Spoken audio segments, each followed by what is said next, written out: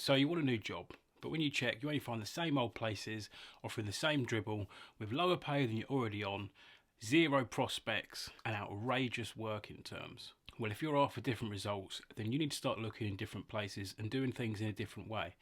Job sites are great, don't get me wrong, but competition is fierce. And unless you've got notifications on and you've got nothing better to do with your day, then click on it as soon as you get them through, your chances of getting that job are pretty slim. So with everyone doing the same thing, it's time for us to do something different. And these 6 alternative ways of finding a new job will help maximise your chances of a new career. And the last one has been proven to be the best chance you'll have at finding a new job role. So number 1 is direct to company websites. Now you need to know what sort of company you're wanting to work for, and you need to know a little bit about them. So perhaps they pay well, or they've got good career prospects, perhaps they'll give you full training, or you've heard really good things about them, perhaps they're a market leader. Once you know this, go and check their website. 9 times out of 10, companies will offer jobs on their own site first because it's free to do. They don't have to pay any recruiters or any websites or any fees, and they get people that actually actively want to join their company. You can even sign up for notifications. A lot of places do this, so give them your email address, and when something becomes available, you'll find out about it first. Number 2 is direct contact. Again, it helps if you know a company you want to work for. If you don't know a company, then perhaps you can blanket a sector. So lots of companies in your area in the sector you want to go into.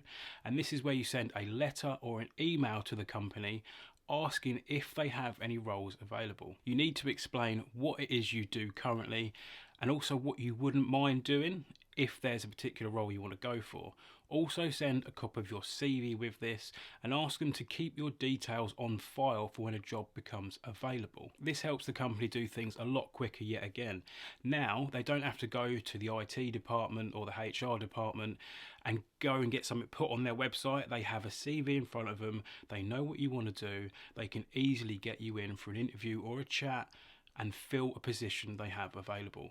If your CV is that good, maybe have a good cover letter or you're a perfect fit for that company, sometimes a company will actually create a role for you or put you into a role they think will suit you, even though it's not something you've asked to do. Number 3 is networking, and this is so underrated. No matter where you live, you will be able to find network and business events in your area. Rooms full of business-minded people looking to expand their empire. And what do you need to grow a business? Proactive, go-getter employees. And just by being there, you are showing that you are that person. You're willing to go the extra mile. You're willing to do whatever it takes to succeed. And not only this, but you'll get a chance to meet people, often that are quite high up in the company. So you can get a feel for them, they can get a feel for you, and you can skip some of the lower levels you have to get through before you get to speak to that person directly in any sort of job interview process. Be sure to have your CV with you, so a few printouts of your CV and maybe even some business cards, just so your contact details on there, ready to give out to anyone you may get talking to. Number 4 is job fairs or recruiting fairs. Now, although competition at these places can be quite fierce, because let's face it, everybody's going there for the same reason, the number of people there is likely to be a lot less than anyone who advertised a job online, and you know for a fact that the employers there are looking for employees. Again, like with the last point, you get to meet people from the company you're potentially going to work for face to face. They get a feel for you, you get a feel for them. Be sure to take CVs again at a very minimum to hand out, and sometimes you might find that it will turn into an impromptu job interview, so make sure you dress to the occasion, no matter what your role is. If you're an office role, dress smart. If it's a construction role, then maybe that doesn't matter as much, but make sure you're ready to make an impression just in case that opportunity comes up in front of you. Number 5, social media.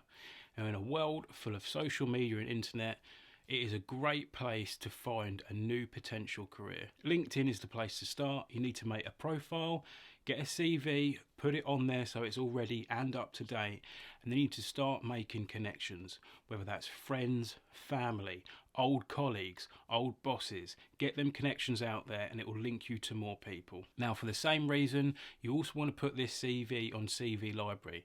This is a massive database of CVs, and recruiters and headhunters use sites like these two to find their next employees. So be sure to leave contact details so they can find you and contact you.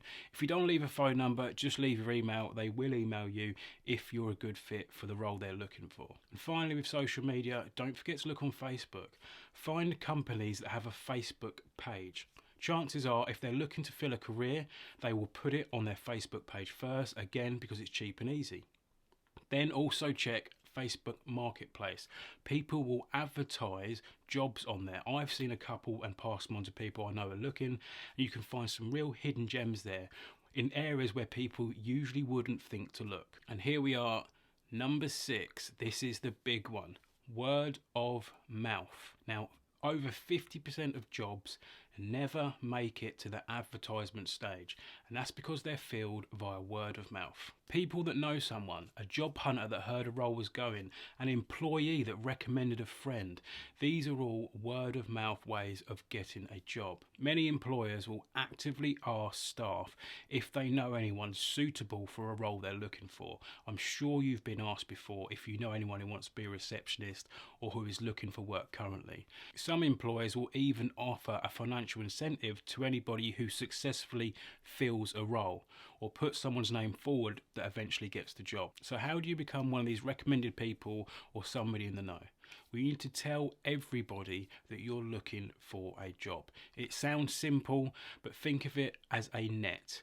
You could either be fishing with a single line, which is you looking on your own, or you can have a net or a group of people that all know you want a job without even thinking about it, keeping an eye out. You need to tell friends, you need to tell family, you need to tell professionals you might happen to meet, you need to tell that guy you were talking to while he's waiting for a train. Some even put it on their social media, but if you've got anyone from work there and you're currently in a role already, I suggest not doing that. You need to tell them the type of work you currently do, the type of work you're looking to do. Now you have your net of people that all have your name on the tip of their tongue if they are asked, do you know anyone who is looking for a job?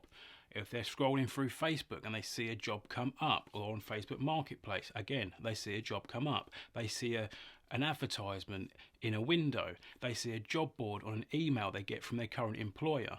It will jog their memory, they'll think of you, and then you've got your foot in the door. It may take a while, and depending on how picky you are, it could be a long process, but do not get discouraged. Try and find other ways to improve your chances. Look at your CV. Practice your interview skills. There are a whole host of things you can do to improve your chances when you do get that little break. And with lots of people looking, your chances are going to go through the roof. If you have any other ways you think could help anybody else, please leave them in the comments below to try and help somebody get their dream job or a new role. Thank you for watching, and I'll see you in the next one.